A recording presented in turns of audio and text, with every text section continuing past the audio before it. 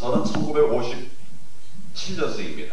아까 어떤 분이 제가 젊어 보인다 그러면 젊습니다. 네. 저는 50대 때 국무총리 됐어요. 50대 때 국무총리를 했습니다.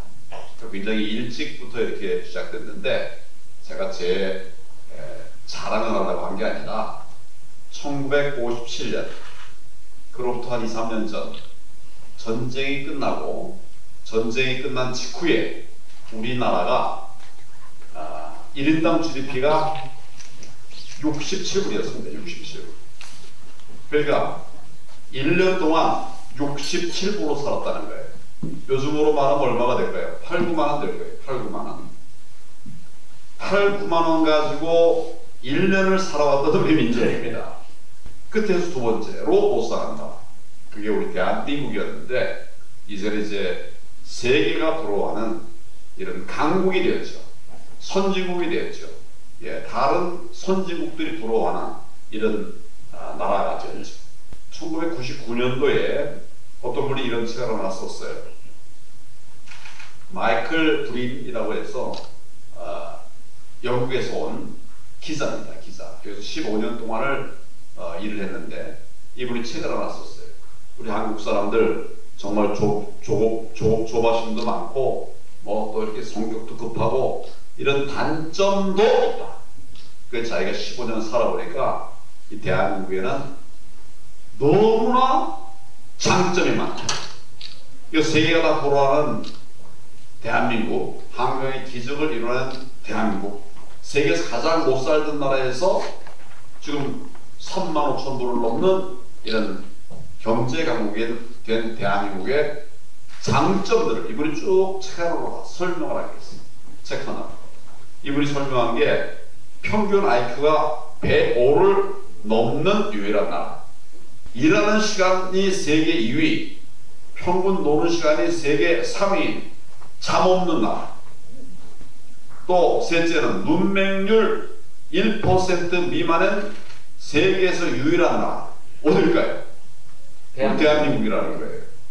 네 번째, 미국과 제대로 전쟁했을 때 3일 이상 버틸 수 있는 8개국 중 하나. 전쟁은 안 일어나겠지만 하더라도 그렇게 버틸 수 있는 이런 나라. 세계 유일의 분단 국가이면서 아직도 휴전 중인 나라. 우리나라밖에 없지요.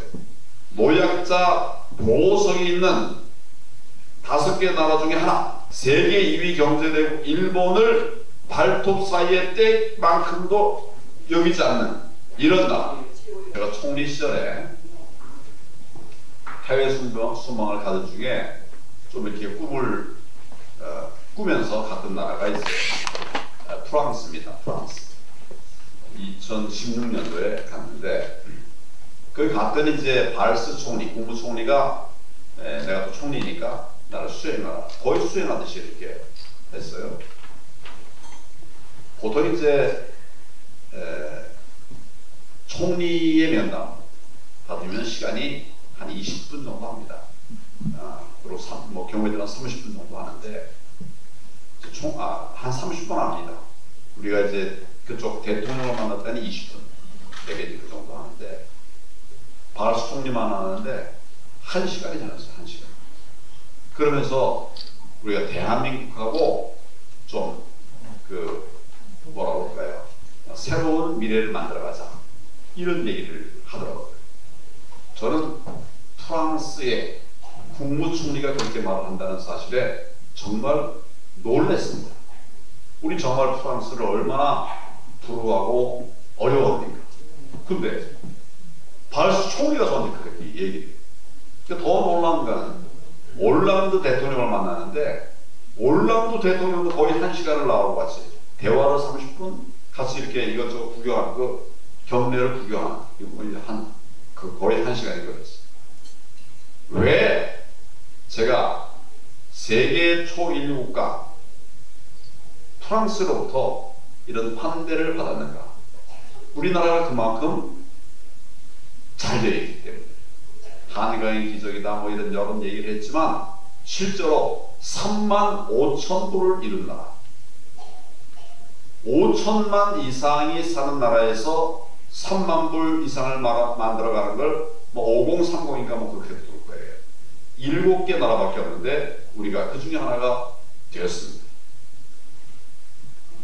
정말 저는 대한민국을 자랑스럽게 생각하고 또 무너뜨리지 않고 잘 세워나가야 된다. 제가 민생의 예를 하나 드는 게 이런 게 있어요. 제가 장관 때 2013년도에 우리 서울의 아파트값 혹시 얼마 정도였는지 아시나요? 2013년도 서울의 아파트값이 5억이었습니다. 5억. 그것도 엄청 비싸죠. 엄청 비싸요. 그러나 5억이면 300만 원씩 받는다고 칠 때 반은 쓰고 반은 이제 집 마련하기 위해서 저축을 이렇게 해서 알뜰하게 잘 살면 150만 원씩 1년이면 거의 한 2천만 원 될 거예요. 10년이면 2억, 20년이면 4억. 그러니까 1억만 더 대출 받으면, 은행에서 대출 받으면 20년이면 집을 살 수 있는 거예요. 그랬던 나라예요. 그래서 젊은이들이 꿈을 삼고 있었던 나라예요. 그런데 문재인 정부 끝나던 해 우리 서울의 아파트 값이 평균 13억이었습니다. 13억. 5억이 13억이 됐다.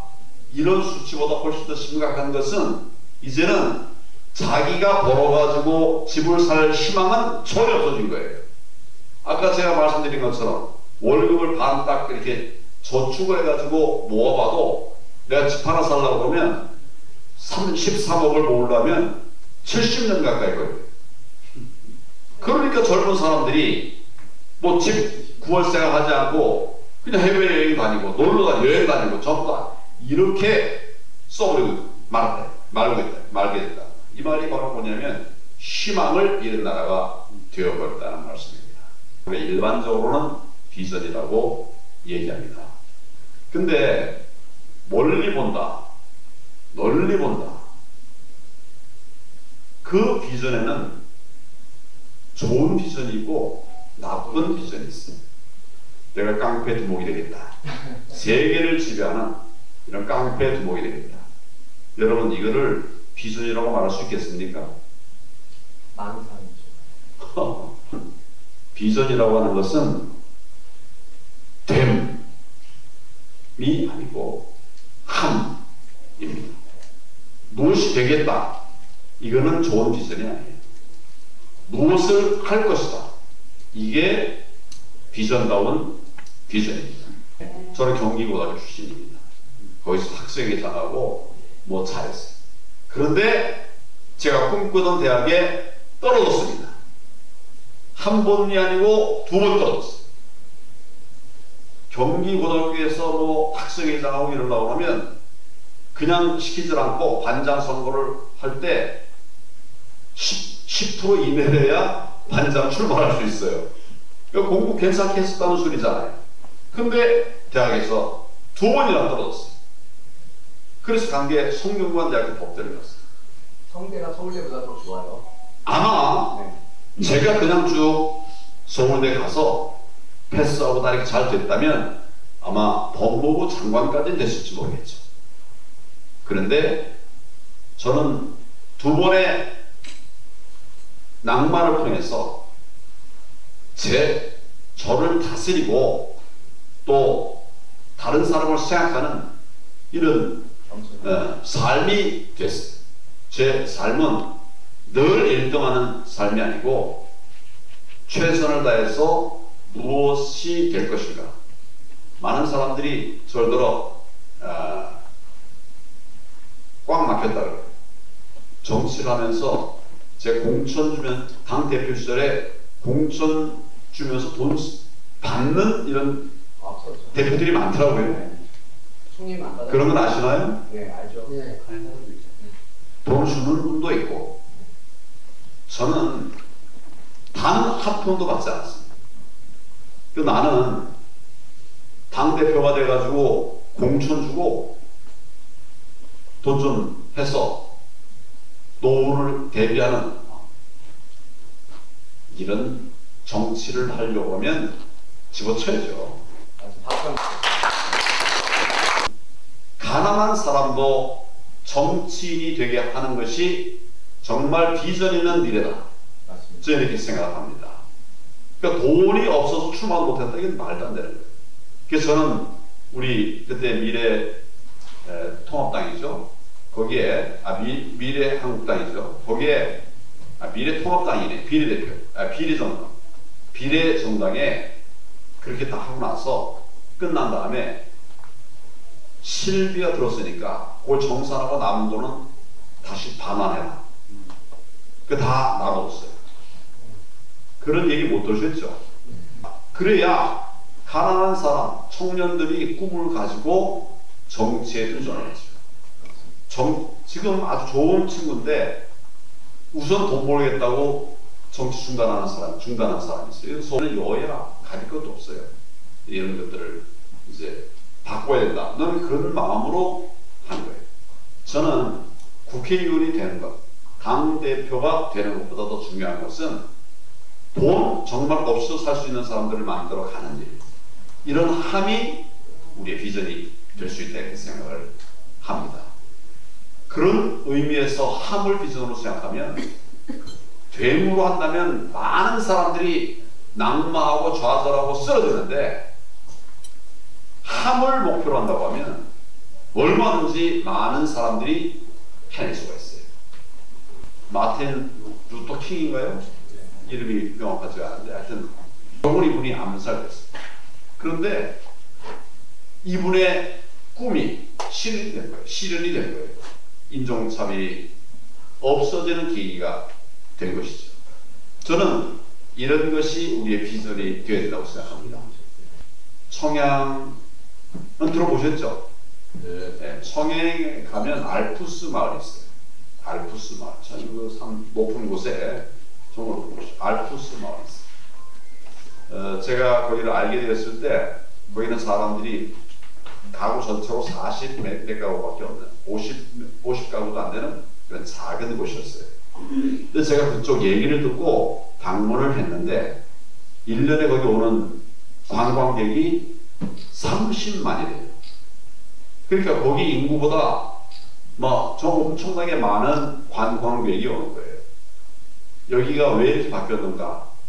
거기에 이제 리더 한 사람이 거기 서울에서 공부하다가 고향으로 돌아와서 어떻게 해야 이 청양 이 동네 분들이 좀 잘 사는 그런 지역이 되게 할 수 있을까? 이런 비전을 가졌어요. 꿈을 가졌어요. 그래가지고 여기를 박 마을로 바꿨습니다. 박 마을. 이 동네는 세상의 모든 박이 다 있어요. 한 사람의 비전을 가진 사람을 비저너리라고 하지 않습니까?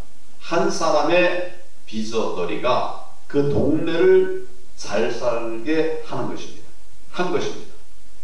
우리가 비전을 가져야 세상이 바뀌어요. 지속적으로 바뀝니다. 경제는 잘 될 수도 있고 또 잘 못 될 수도 있습니다만은 비전의 사람의 그 비저너리의 비전은 뭐 잘 되고 못 되고가 없어요. 한 방향으로 가는 겁니다. 만약 내가 교육과를 바꿨다. 그러면 교장이 되는 거는 힘들지 않습니까? 뭐 교감도 힘들겠죠. 그러나 정말 아이들을 잘 교육을 해서 대한민국의 미래 동력으로 만들어가는 그게 내 꿈이다. 이런 거는 정말 많은 사람들이 그 꿈을 이룰 수가 있습니다. 교장 한 사람보다도 이 한 사람의 비전이 그 학교를 바꿀 수 있는 거죠. 그래서 제가 비전에 대해서 말씀드린다고 한다면 함이 됨이 아니라 함이다. 이렇게 인식을 바꾸면 우리가 정말 누구라도 다 비전을 가질 수가 있습니다. 누구라도 다 비전너리가 될 수 있습니다. 그런 말씀 우선 전제로 좀 말씀을 드리고요. 저는 이제 제가 뭘 했는가? 장관이 되겠다. 이런 목표로 검사 생활하지 않았어요. 저는 사회정의가 세상에 구현될 수 있도록 하자. 이렇게 이제 출발하고 검사 시작했고, 나중에 뭐 여러분들 아시는 분은 아시겠지만 제가 통진당을 해산했습니다. 통진당을 해산할 때 누가 나한테 통진당을 해산하도록 그때 이제 법무부 장관대였거든요. 그거를 해라 이렇게 말한 사람이 아무도 없습니다. 이석기 사건이 터지면서 제가 대통령에게 복대를 청하고 보고를 했어요. 헌법에는 자유민주적 기본 질서에 어긋나는 정당, 그 목적이나 활동이 자유민주적 기본 질서에 어긋나는 정당은 해산할 수 있다. 이렇게 되어 있습니다. 요건이 두 가지. 목적과 활동, 자유민주적 기본 질서에 위배되는 경우에 해산할 수 있다. 그런데 전 세계적으로 해산이 실행된 사례는 거의 없습니다. 저는 자유민주주의를 지킨다고 하는 꿈을 갖고 있던 사람이에요. 평생을 자유민주주의를 지키기 위한 노력을 해왔던 사람인데 하나하나 다 설명을 드리려고 하면 여기 또 생각을 달리 하시는 분들도 있을 수 있고 또 어떤 거 시간도 많이 걸리니까 제가 다 말씀을 드리지는 않겠습니다. 그러나 우리가 비전을 가진 사람이 돼야 돼요. 그런 의미에서 우선 우리부터 비전언어리가 돼서 지금 여기 최고위 과정에서 첫 기, 1기 이분들이 굉장히 중요합니다. 정말 중요합니다. 여러분들이 정말 비전언어리가 되어서 2기, 3기들을 좀 끌어가는 이런 지도자들이 되었으면 참 좋겠다 이런 생각을 합니다. 우리 지도자들이 해야 될 일 중에 하나가 평상시에는 뭐 할 일이 없죠. 안 해도 되죠. 잘 살 때는 고민 안 해도 괜찮아요. 그런데 어려울 때, 바꿔 말하면 위기가 왔을 때 헌신하고 나서서 그 위기를 극복해내는 사람이 리더입니다. 위기에 어떻게 해야 이거를 끝내갈 수 있는가? 남 따라가면 안 됩니다. 남 따라가면 아무리 해도 그 위기 극복을 할 수가 없어요. 이걸 극복하기 위해서는 새로운 생각을 해야 됩니다. 그걸 혁신이라고 하죠. 새로운 생각을 해야 바뀔 수 있습니다. 근데 뚱딴지 같은 생각을 혁신이라고 하진 않습니다. 그러니까 우리 리더들은 잘 준비해서 새로운 생각으로 위기를 극복해 나가야 합니다. 제가 이제 거의 6개월, 5개월 동안 대통령 권한대행을 했는데 이제 연초에 여러 곳에서 신년 인사회를 하죠. 뭐 많이 찾아갔는데 그 중에 하나 과학기술인들 신년 인사회를 하는데 제가 갔어요. 과학기술인들인데도 그 자리에서 다들 나라 걱정을 하는데 특히 경제 걱정을 하는 거예요. 과학기술인들인데 이분들이 경제 걱정을 하는 거예요. 그러면서 정말 우리나라가 우리 경제가 사면초가다 이런 얘기를 하는 거예요. 제가 그 이야기를 들으면서 돌아와가지고 우리 국무위원들 또 이런 분들하고 함께 이런 메시지를 냈어요. 지금 가보니까 경제가 사면초가라고 합니다. 이걸 어떻게 극복할 것인가? 사방에서 길을 찾아봅시다. 경제를 살릴 길을 찾아봅시다. 그래가지고 사방에 길 프로젝트를 만들었어요. 어디 가야 경제가 살아날 수 있는 길이 있는가? 그래서 제가 쉽게 얘기하면 넓은 길에서 찾아봅시다. 넓은, 우리 좋은 길인데 넓은 길에서 찾아보자. 그래서 또 한 가지는 경제 살리기 위해서 우리가 잘하는 것을 하자. 잘하는 것. 여러분 우리가 잘하는 게 뭘까요? 과학기술 ICT거든요. 우리가 다른 사람들의 상대적으로 잘하는 것. 그래서 여기서 길을 찾아보자. 그래서 과학기술 협의회도 만들고 이렇게 해서 이제 과학기술이 산업, 돈이 되는 이런 세상을 만들기 위해서 노력을 했어요. 그리고 또 하나는 하면 되는 일. 우리가 하기만 하면 되는 일. 그건 뭘까요? 규제를 풀자, 규제. 네, 규제. 지금 기업들은 규제 때문에 정말 고통받습니다. 뭐 이 얘기를 하자면 또 뭐 많은 예를 들 수 있지만, 그러나 규제를 풀자. 그래서 제가 전국을 다니면서 규제개혁위원회를 쭉 열었어요. 중앙에서는 중앙규제를 서울에서 풀고, 각 지방을 다니면서 지방규제들, 중앙규제도 있지만 지방규제도 엄청 많습니다. 이걸 찾아다니면서 다 풀어줬어요. 그 다음에 새로운 길을 열어보자. 새로운 길을 해보자. 새로운 길이 뭘까요? 창업 벤처예요. 창업 벤처. 그래서 창업 벤처 펀드를 제 기억에는 3조 5천을, 이거는 그냥 빌려주는 펀드가 아니라 주는 펀드, 잘 선정을 해가지고 미래가 보이는 이런 기업들에게 과감하게 투자하고, 그래서 나중에 잘 되면 뭐 주겠지만 아닌 사람들은 이거 받지 않겠다, 이런 비전을 주면서 제2의 벤처론을 했죠. 그 네 가지를 경제 살리는 정책을 우리가 추진하고, 뭐 해외 수주를 위해서는 제가 장관급 대사를 5명을 추가로 임명했어요. 각 지역마다 그 거점 지역의 장관들 1명씩을 배치해서 당신은 한국에 들어오지 마라. 그냥 거기서 이 수주를 도와라. 정부가 하는 걸 도와주라. 그 경험이 많은 사람들에게 그런 역할을 느낀 거죠.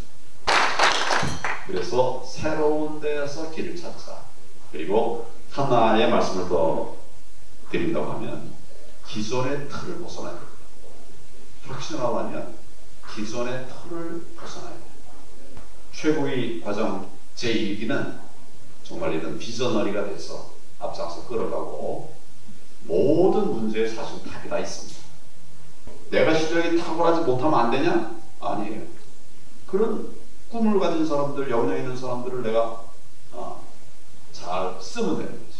여러분 리더들이기 때문에 제가 말씀을 드리는 것입니다만, 우리의 직책과 관계없이 꿈을 가진 사람이 비저너리인데, 오늘 여러분들에게 제가 짧은 시간 좀 말씀을 드렸습니다만, 그 안에서 좀 새로운 비전, 나이가 들었어도 관계없습니다. 젊어도 관계없습니다. 지금 내 직책이 몇 급이든 아무 관계없습니다. 아무리 직급이 낮다 하더라도 우리의 꿈을 이룰 수가 있습니다. 꿈이 있는 사람과 꿈이 없는 사람, 엄청난 차이가 있는 것이죠. 오늘 여러분과 만난 기회에 여러분들이 다 비저너리로서 새롭게 태어나서 정말 세계를, 또 우리 나라를 선도하는 그런 일기 리더들이 되시기를 바랍니다. 감사합니다.